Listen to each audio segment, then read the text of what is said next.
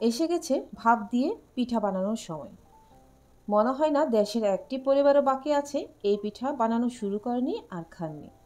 আসসালামু আলাইকুম, ইসমাত হবিস কুকিং চ্যানেলের আজকের রেসিপিতে থাকছে ভাপা পিঠা। তবে এই ভাপা পিঠা একটু অন্যরকম, আর এই নাম হচ্ছে কাশ্মীরি ভাপা পিঠা। অনেকে বাদশাহী ভাপা পিঠা অথবা নবাবী ভাপা পিঠা, আরও না যেন কত নামই ডাকে এই পিঠাকে। মিথ্যা বলবো না, ভাপা পিঠার নিয়ম অনুসারে এই পিঠা বানানো, শুধু উপরে কিছু গার্নিশিং দিয়ে নামটা চেঞ্জ করা হয়েছে। তো আজকে এই রেসিপিতে আমি এই কাশ্মীরি ভাপা পিঠা আপনাদের সাথে শেয়ার করতে যাচ্ছি। আশা করছি আমার আজকের রেসিপি আপনাদের ভালো লাগবে। যেহেতু অল্প পরিমাণে আমি সব কিছু তৈরি করি, তো আজকে নিয়েছি 2 কাপ চালের গুঁড়ো। এখানে দিয়ে দিচ্ছি স্বাদ মতো লবণ, অর্থাৎ আমি আধা চা চামচ লবণ দিয়েছি। একটু মিশিয়ে নিচ্ছি। এরপরে আধা কাপ দুধে 1/4 কাপ গরম পানি মিশিয়ে, অল্প ঠান্ডা গরম পানিটা আমি পুরোটাই চালের গুঁড়োর সাথে মিশাবো। অল্প অল্প করে দুধটা মিশাতে হবে, আর যেভাবে দেখিয়ে দিয়েছি সেইভাবে কষলে নিতে হবে। এইভাবে করে সম্পূর্ণ দুধটা আমি মেখে নিয়েছি। কিভাবে বুঝবেন ভাপা পিঠার গুঁড়িটা তৈরি হয়েছে? অল্প 1 মুঠি চালের গুঁড়ো নিব, আর এইভাবে শক্ত করে চেপে ধরবো, আর সেই দলা পাকানো গুঁড়োটাকে আমি আঙ্গুলের সাহায্যে প্রেস করব। আর প্রেস করার সময় ফিল করতে হবে যাতে তাড়াতাড়ি বা খুব দ্রুত দলাটা ভেঙে যায়নি, ভেঙে যেতে একটু সময় নিয়েছে। আর অবশিষ্ট প্রায় 2 টেবিল চামচের মতো ছিল, সেগুলো আর মেশালাম না। এবার এই মাখানো গুঁড়ি আমি 10 মিনিট রেস্টে রাখবো।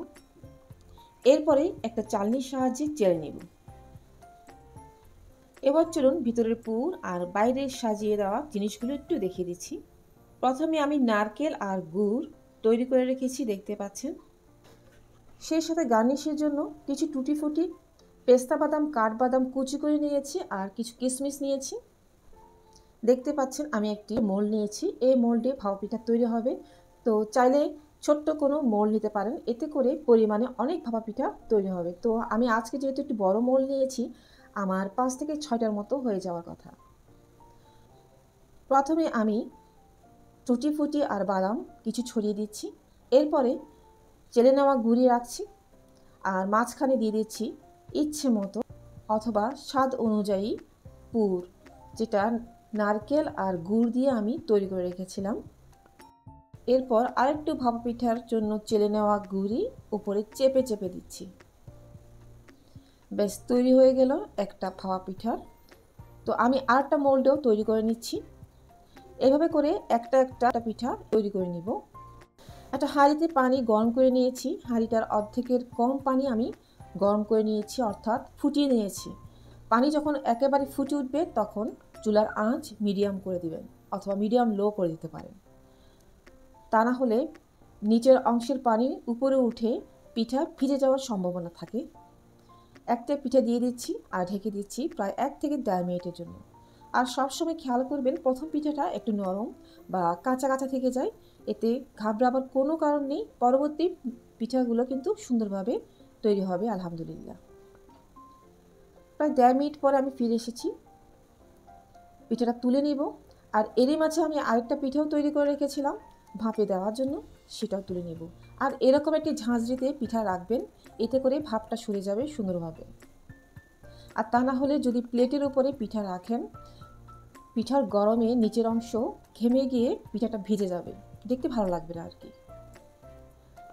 আমার চ্যানেলে অলরেডি বেশ কিছু পিঠার রেসিপি রয়েছে, শীতের পিঠা, আপনারা চাইলে দেখে নিতে পারেন, আমি ডিসক্রিপশনে লিঙ্ক দিয়ে দিব।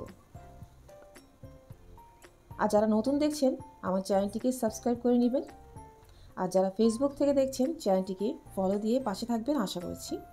আপনাদের সাপোর্ট আমার অনেক প্রয়োজন। এভাবে করে আমি প্রায় 5 থেকে 6টা পিঠা বানিয়ে নিলাম। এরই মাঝখানে আপনাদের একটা টিপস শেয়ার করছি, চাইলে গুঁড়িগুলো পরে ইউজ করতে পারেন।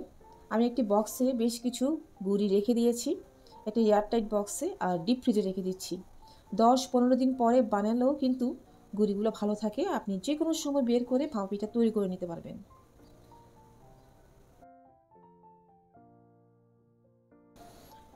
এবার গরম গরম সার্ভ করার পালা।